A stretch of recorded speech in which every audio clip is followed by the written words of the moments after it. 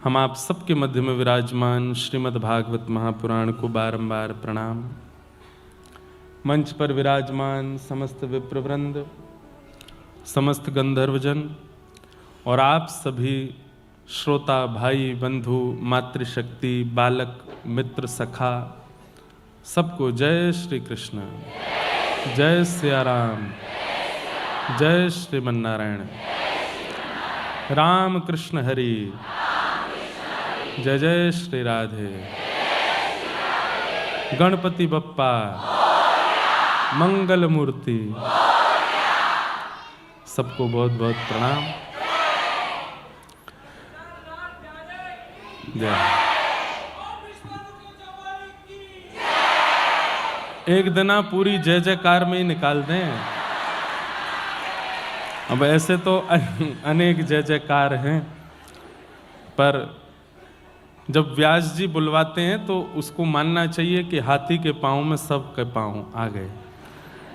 तो कोई छूटते ऐसा नहीं कि आप जिनकी जय जयकार बोलते हो हमने नहीं बोली तो वो रूठ गए होंगे इसलिए बुलवा रहे हो, ऐसा नहीं है। पर आप सबका ये उत्साह, भक्ति में सबसे ज्यादा आवश्यक तत्व क्या है? उत्साह। अच्छा, केवल भक्ति में ही नहीं, हर वस्तु में। आप यदि पढ़ाई करते हैं, अगर आप बालक हैं पढ़ते हैं, थोड़ा बेस कम कर दो, तो उसमें भी उत्साह नहीं है तो आप जो भी कुछ पढ़ रहे हैं उसमें उपलब्धि प्राप्त नहीं कर पाएंगे। आप रसोई घर में कुछ प्रसाद बना रहे हैं, उत्साह नहीं है तो जो भी सामग्री बना रहे हो वो अच्छी बनेगी, ये आवश्यक नहीं। ऐसे ही भक्ति मार्ग में, भक्ति मार्ग में कितने घंटे जप होता है ये आवश्यक नहीं है। आप कितने बजे उठते हैं ये आवश्यक। इसका मतलब ये नहीं कि लेट उठें या अपना नियम क्रम तोड़ दें। इन सब की आवश्यकता है, पर कब? जब उत्साह। और एक और बात, उत्साह जब चित्त में आएगा अपने आप सुबह जल्दी उठने लगोगे। उत्साह जब चित्त में आएगा अपने आप नाम जब बढ़ाने लगोगे। उत्साह जब चित्त में आएगा अपने आप स्वरूप धारण करने लगोगे। उत्साह जब चित्त में आएगा तो अपने आप कथा के प्रति रुचि, धाम के प्रति रुचि, नाम के प्रति रुचि, नामी के प्रति रुचि, वैष्णवों की सेवा के प्रति रुचि। रुचि वर्धन करता है उत्साह, और भक्ति में वो सबसे ज्यादा आवश्यक है। व्यक्ति कई बार नियम पालन पर ध्यान ज्यादा देता है, क्रम पूरा करने पर ध्यान ज्यादा देता है, गुरु आज्ञा, वैष्णव आज्ञा, संत आज्ञाओं को पालन करने पर ज्यादा ध्यान देता है। उत्साह कहीं कहीं छूट जाता है। इसीलिए इतना समय लगता है भगवत दर्शन और भगवत आराधन और भगवत साक्षात्कार में। इसलिए उत्साह पहले आवश्यक है। और उत्साह कब बढ़ेगा? जब उस वस्तु की तड़प आपके चित्त में होगी। प्यास लगी, पानी पीना है, तो पानी पीने के प्रति आपका उत्साह, जब तड़प बढ़ी तो उत्साह कैसा हो गया? अब आपका नियम है कि आप कोसा पानी पीते हैं तो ही प्यास बुझती है। कई लोग ठंडा पानी पीते हैं तो ही प्यास बुझती है, कई सामान्य पीते हैं तो ही प्यास बुझती है, कई लोग इलायची डाल के पीते हैं, कई लोग केसर डाल के पीते हैं, कई चांदी के पात्र में पीते हैं, कई डिस्पोजल में पीते हैं। सबके अपनी अपनी रुचि। पर जब उत्साह बढ़ जाता है तो पानी चाहिए चाहे जैसे मिले। भूख लगी है तो रोटी चाहिए चाहे जैसी सब्जी हो, नमक से खिला दो लेकिन दे दो। ठीक वैसे ही जब तक उत्साह भगवत प्राप्ति का चित्त में नहीं होगा, हम जितने भक्तों के चरित्र सुनते हैं सब उत्साहित हैं भगवत दर्शन के लिए, हम अभी उतने उत्साहित नहीं। और उत्साह का मतलब ये भी नहीं होता कि हमारी वजह से कितने परेशान हो गए, माता पिता परेशान, बहनें परेशान, परिवार परेशान, अरे भैया याने तो नाक में दम कर रखो है, वृंदावन जानो है, वृंदावन जानो है। ऐसा नहीं। उत्साह केवल अपने चित्त को अनुभव हो, और फिर परिस्थिति यदि अनुकूल नहीं है तो सबको परेशान नहीं करे, बस चित्त में बैठे बैठे रोता रहे। ठाकुर मीराबाई अपने जन्म से कितने वर्षों तक वृंदावन नहीं जा पाई। विवाह हो गया, विवाह होने के बाद जिनसे विवाह हुआ वो पधार गए, उसके बाद राणा ने कितना कुछ किया, उसके बाद लौट करके फिर से मेड़ता आ गई, और फिर कहीं जाकर के लंबे समय बाद तब वृंदावन की प्राप्ति हुई। इस बीच में मीराबाई विचलित हो गई हो, सबको परेशान कर दिया हो वृंदावन जाने के लिए ना। और मुझे पद याद नहीं आ रहा है, एक बहुत सुंदर पद है।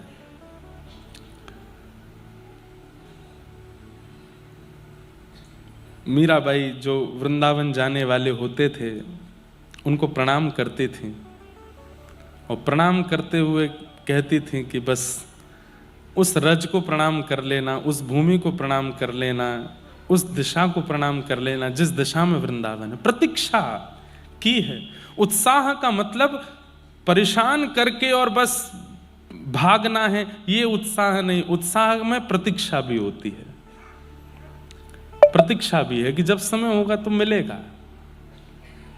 पत्तियां मैं कैसे लिखूं, लिखी ही न जाए, पत्तियां मैं कैसे लिखूं, लिखी। हमने आज वचन दिया है कि 3 दिवसीय मीरा चरित्र बंबई में करेंगे, और हमारे भट्ट परिवार को ही कहा है, जो इस कथा के मनोरथी हैं उनसे ही कहा है कि आप कोई कथा देंगे, और 3 दिवस केवल मीरा चरित्र। मीरा चरित्र में बहुत पद हैं जो अभी तक हमने गाए नहीं। हमारी एक बुरी आदत है कि मुझे पद जब मैं पढ़ता हूँ तब मुझे याद रहता, फिर मंच पे आके मुझे ढूंढना पड़ता कहाँ होगा, कैसे होगा, तो वो निकल नहीं पाते। नहीं तो बहुत अच्छे अच्छे पद हैं। कलम धरत मेरो कर कांपत है, कलम धरत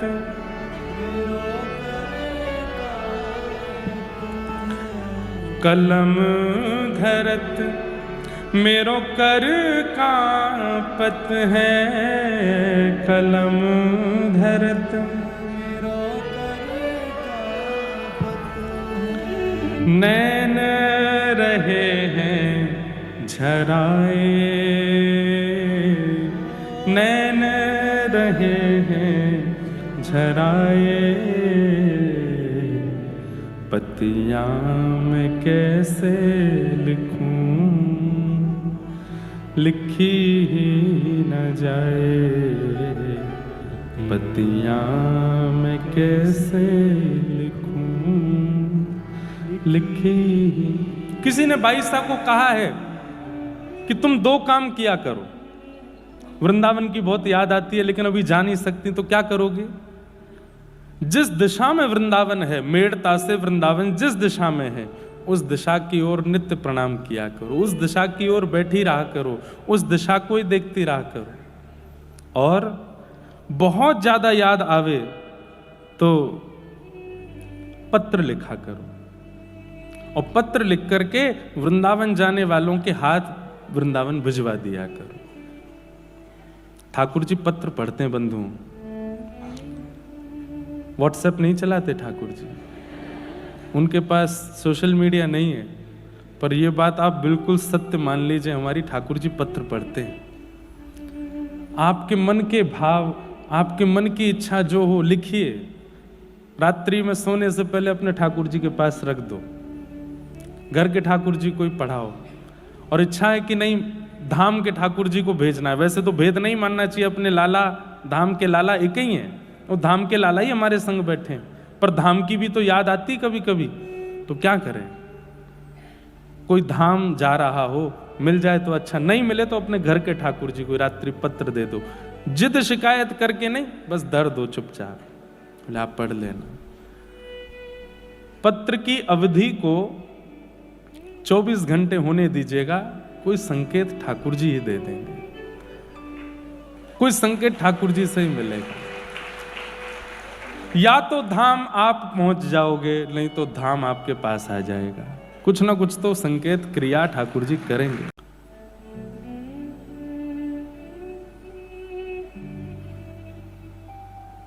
ऐसे मीराबाई,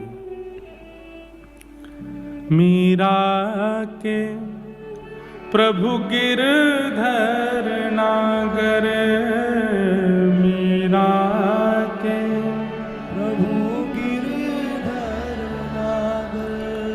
चरण कमल रखाए, हो चरण कमल रखाए, पतियाँ मैं कैसे लिखूं, लिखी ही न जाए, पतियाँ मैं कैसे लिखूं। बात कहूँ तो कहत न आवे, बात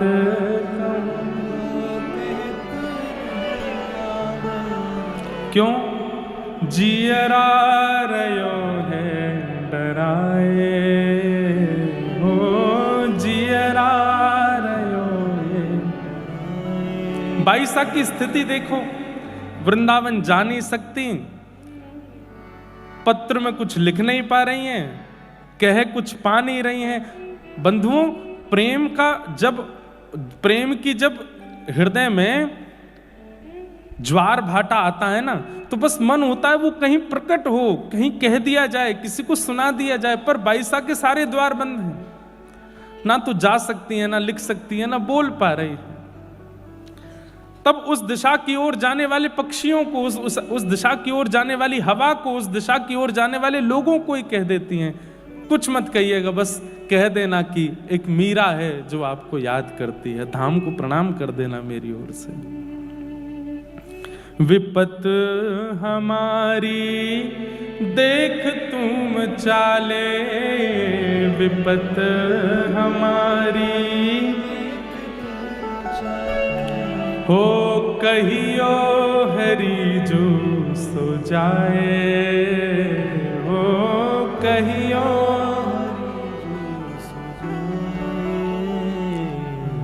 पतियाँ मैं कैसे लिखूं, लिखी ही न जाए, पतियाँ मैं कैसे लिखूं, लिखी।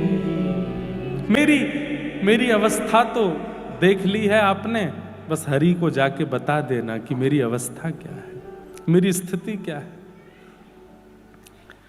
उत्साह में व्याकुल नहीं होता व्यक्ति की, जिद हो गई बस सब छोड़ छाड़ भागूं मैं, नहीं, प्रतीक्षा भी होती है। और प्रतीक्षा जिसके चित्त में नहीं है, धैर्य जिसके चित्त में नहीं है, वो प्रेमी नहीं है। प्रेमी तो प्रतीक्षा करता है, प्रेमी तो धैर्यवान होता है, प्रेमी का स्वभाव शांत होता है, चिल्लाता नहीं है प्रेमी, धीमे रहता है। उसका मुखमंडल, उसके नेत्र, उसकी वाणी, उसके शब्द इतने गंभीर होते हैं कि सामने वाला व्यक्ति विचलित नहीं होता उसकी बातों से या भावों से। ये प्रेम का स्वरूप है। आपका उद्देश्य कथा सुनने के पीछे, भक्ति मार्ग के पीछे क्या है मुझे नहीं पता, पर मेरा उद्देश्य स्पष्ट है। हम ठाकुर जी से ना कुछ मांग रहे हैं, ना ठाकुर जी को मांग रहे हैं, हम खुद को देते हैं और बस प्रेमी बनकर के दे रहे हैं। इसके लिए जो संभव होगा सब करेंगे कि हम ठाकुर जी को भा जाएं, बस वो हमको प्रेमी मान करके स्वीकार कर लें। कथा सुनने वालों से भी हमारी यही प्रार्थना, इसी भाव में रहो। जीवन में दुख आवे, दारिद्र आवे, कष्ट आवे, विपत्ति आवे, संकट आवे, सुख आवे, सब परिस्थितियों को प्रसाद मान के स्वीकार करो, पर अपना उद्देश्य मत भूलो। उद्देश्य क्या है, उस उद्देश्य पर अटल रहो। ये सब तो संसार का स्वरूप है। ये हम एक बात कहते हैं, संसार क्या है? दुखालयम शाश्वतम। ये दुखालय है। जैसे पुस्तकालय होता है, भोजनालय होता है, कार्यालय होता है, संसार का नाम दुखालय है। यहां पर दुख ही मिलना है, पर वो दुख, संसार अपना काम कर रहा है, आपको दुख देने का, सुख देने का, पीड़ा देने का, आनंद देने का, उसको करने दो जो कर रहा है संसार। आप अपना उद्देश्य मत भूलो। आपका उद्देश्य क्या है? हरि चरणार विंदों की प्राप्ति, और उसके लिए आप लगे रहो। ये संसार तो रोकेगा आपको, टोकेगा आपको, आप मत रुको। कल हम लोगों ने श्रीमद् भागवत जी के प्रथम स्कंद का श्रवण किया, आज महात्म का श्रवण किया। आज प्रथम स्कंद से कथा का प्रारंभ करते हैं। एक बात और कह दूं बंधुओं, आप लोग इतनी संख्या में आए हैं, आ रहे हैं, बहुत अच्छा है। निश्चित ही आप सबके चित्त में कई जिज्ञासाएं भी होंगी, भक्ति संबंधी होगी, अपनी सेवा के संबंधी होगी, तो वो जिज्ञासा का समाधान भी होना चाहिए। तो आप अपनी जिज्ञासाएं लिख करके मंच पर पंडित जी को पहुंचवा दिया कीजिए। ऐसे कथा के बीच में नहीं, लिख करके है जिज्ञासा है, हाँ तो पहुंचवा दो। तो हम कथा में जब आएंगे उस समय आपकी सबकी जिज्ञासाएं देख लिया करेंगे, जिसकी अनुकूल लगेगी और जिसकी जिज्ञासा में ऐसा होगा कि इतने लोगों को उत्तर मिलेगा, उसकी जिज्ञासा हम बोल दिया करेंगे।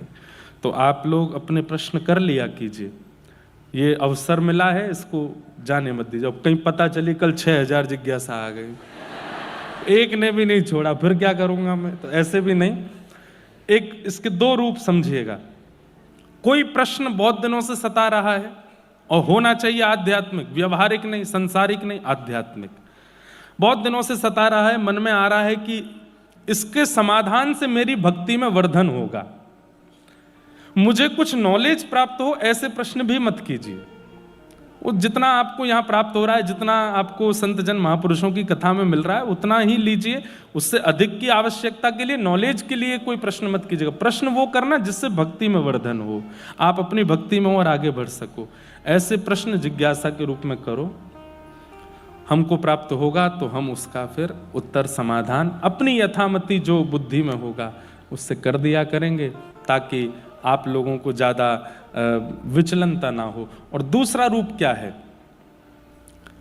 जिज्ञासा को चित्त में रख के बैठो और कथा सुनो, और पूर्ण विश्वास के साथ भागवत जी को देखो कि साक्षात राधा रमण लाल, साक्षात गिरधर लाल सामने बैठे हैं, मेरी ये जिज्ञासा है। आप अनुभव करेंगे, अगर विश्वास में ताकत होगी, 3 घंटे के कथा प्रसंग में व्यास जी के मुख से आपकी जिज्ञासा का समाधान अपने आप प्रकट होगा। ये हमने कितनी बार किया। हम अपने पूज्य गुरुदेव भगवान पूज्य पिताजी की जब कथा सुनते थे, अपने गुरुदेव से जब पढ़ते थे, तो बहुत प्रश्न करता था मैं। लेकिन एक दिन जब ये भाव चित्त में डाला गया कि विश्वास के साथ जिज्ञासा लेकर के बैठो और केवल सुनो, भागवत जी को अगर लगेगा कि आपकी जिज्ञासा उचित है तो वक्ता के मुख से अपने आप उत्तर मिल जाएगा। और केवल कथा की बात नहीं, आप जिनके भी प्रवचन सुनते हो, जिनका भी सत्संग सुनते हो, घर में बैठे बैठे जिज्ञासा लेके बैठ जाओ, सुनते सुनते सुनते बस थोड़ा धैर्यवान होकर सुनना, समाधान वहीं मिल जाएगा। तो ये दो हैं, अगर समाधान मिले तो अच्छी बात, नहीं मिले तो लिख करके पूछ लीजिएगा, संशय में मत रहिएगा। आइए, आप कथा के बाद में कुछ कह लीजिएगा, हम आपको मिलेंगे। अभी कथा के बीच में व्यवधान नहीं आवे, है ना? या तो पहले कुछ लिख करके दे दो या बाद में कुछ, बीच में कथा का प्रवाह रोकना नहीं चाहिए, ठीक है? बाद में बोल लीजिएगा, है ना? बाद में बोल लीजिएगा, है ना? जन्माद्यस्य यतोऽन्वयादितरतः चार्थे स्वविज्ञस्वराट् तेने ब्रह्महृदाय आदिकवये मुह्यन्ति यत्सूरयः तेजो वारिमृदां यथा विनिमयो यत्र त्रिसर्गो मृषा धाम्ना स्वेन सदा निरस्तकुहकं सत्यं परं धीमहि। भागवत जी का पहला श्लोक है ये। जन्माद्यस्य यतोऽन्वयादितरतः चार्थे स्वविज्ञस्वराट् तेने ब्रह्म हृदय आदि कवये मुह्यन्ति यत्सूरयः तेजो वारि मृदां यथा विनिमयो यत्र त्रिसर्गो मृषा धाम्ना स्वेन सदा निरस्तकुहकं सत्यं परं धीमहि। अद्भुत हैं भागवत जी। श्रीमद् भागवत जी का वाचन करने वाले की वाणी में विद्वत्ता हो एक बात, उसके चित्त में वैराग्य हो दूसरी बात, पर उसके चित्त में भावना भक्ति की हो ये विशेष बात। एक बार कोई श्रीमद् भागवत जी कथा कर रहे थे, अच्छे विद्वान थे, परंतु कथा सुनते सुनते एक व्यक्ति भाव विभोर हो गया और भाव विभोर होकर के रुदन करने लगा। कोई उसने डिस्टर्ब नहीं किया किसी को, बस वो बैठ करके वहां रुदन करने लगे। तो वक्ता जो थे वो ज्ञान परक कथा करते थे, भावना परक उनकी नहीं थी। तो क्रोध में भर के उन्होंने देखा है उसको, बोले सुनो भाई, ये रोना धोना करना है तो बाहर जाओ, यहां बैठ करके रोना नहीं है। जबकि उनके विलाप में स्वर भी नहीं था, वो केवल अश्रुपात कर रहे थे।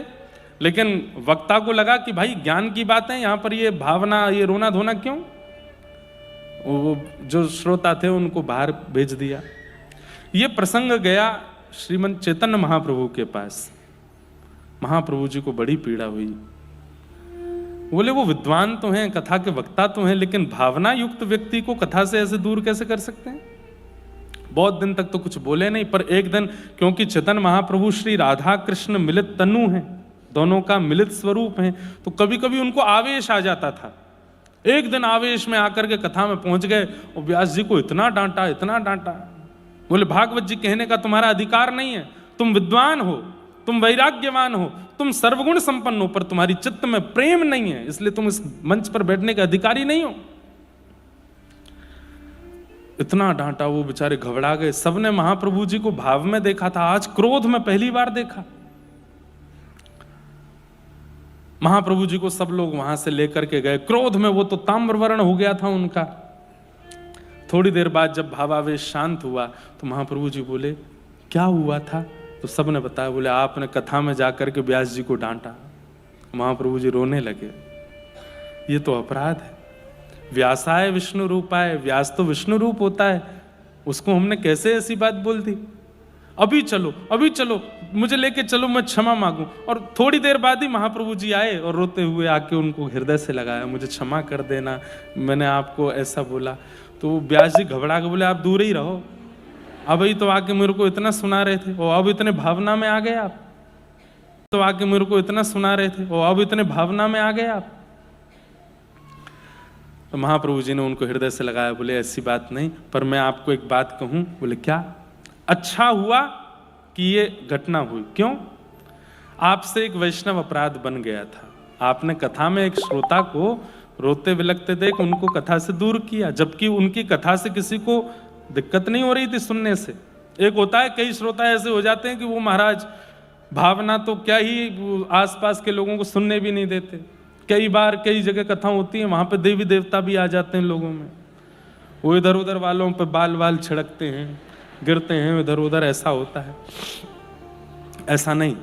भावना, एक बात और कहूं, संसार के लिए जब विलाप होता है ना तो व्यक्ति बेचैन होता है, पर ठाकुर जी के लिए जब विलाप करता है ना तो वो स्थिर हो जाता है। उसका शरीर फड़केगा नहीं, फिर वो स्थिर रहेगा। नेत्रों में अश्रु होंगे पर मुख से स्वर नहीं होगा। महाप्रभु जी ने समझाया कि तुम्हारा वो दोष दूर हो गया मेरे रोष करने से, अब आप चिंता मत करो, पर अब हमारी आज्ञा प्रेम से स्वीकार करो। कथा में प्रेम चित्त में धारण करो, भक्ति चित्त में धारण करो, भावना से कथा कहा करो। श्रीमद् भागवत प्रेम का विषय है। कथा सुनने के बाद यदि आपके चित्त में प्रेम प्रकट नहीं हुआ, आप अभी भी दोष देखते हैं, अभी भी दूसरों के अंदर आपको कमियां दिखाई देती हैं, अभी भी ईर्ष्यावान आप बने हुए हैं, तो आपने कथा नहीं सुनी है।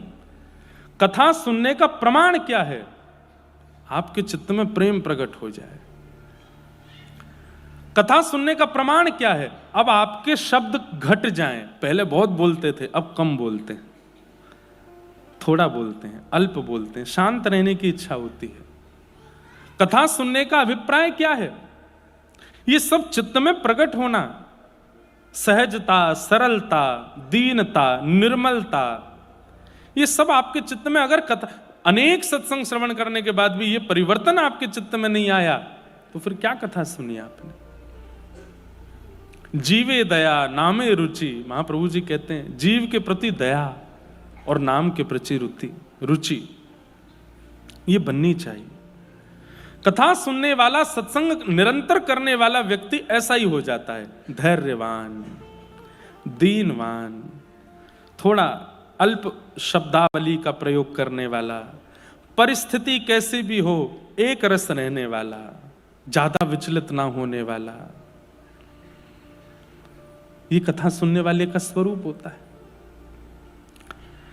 लेकिन खूब कथाएं सुनी, खूब प्रवचन किया, फिर भी दोष नहीं गया, दूसरे के प्रति ईर्ष्या की भावना नहीं गई, क्रोध में कटौती नहीं हुई, शब्दावली घटी तो नहीं और बढ़ गई। कई लोगों में ऐसा होता है, कथा बहुत सुनने से उनके अंदर भी इच्छा हो जाती है हम भी कथा करें।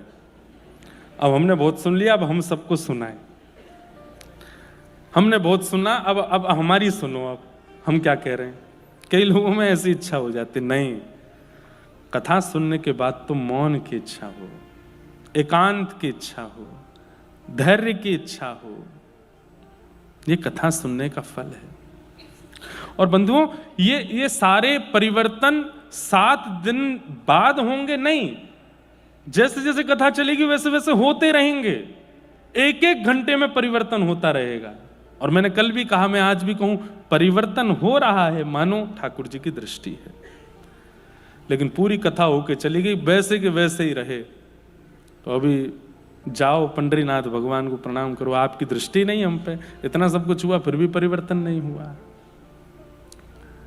कई बार औषधि दी जाती है लेकिन फिर भी पेशेंट ठीक नहीं होता। क्यों? क्योंकि डॉक्टर सीरियसली नहीं ले रहा उसको। जो नॉर्मल बुखार वालों को दवाई देनी चाहिए वही दे देता है, जो नॉर्मल ड्रिप चढ़नी चाहिए वही कर देता है। जब डॉक्टर सीरियसली ले लेता है ना, पेशेंट को ध्यान देने लगता है, तो 1-2 औषधि में ही ठीक हो जाता है। ऐसे ही हम सब पेशेंट हैं, ठाकुर जी डॉक्टर हैं, और ठाकुर जी जब हमको सीरियसली नहीं लेते तो कितने भी डोज कथा के मिल जाए कोई फर्क नहीं पड़ता। लेकिन जब ठाकुर जी हमको सीरियसली लेते हैं तो 1 मिनट 1 घंटा की कथा भी परिवर्तन कर देती है। एक प्रसंग भी आपके चित्त को झकझोर सकता है। परिवर्तन आना चाहिए।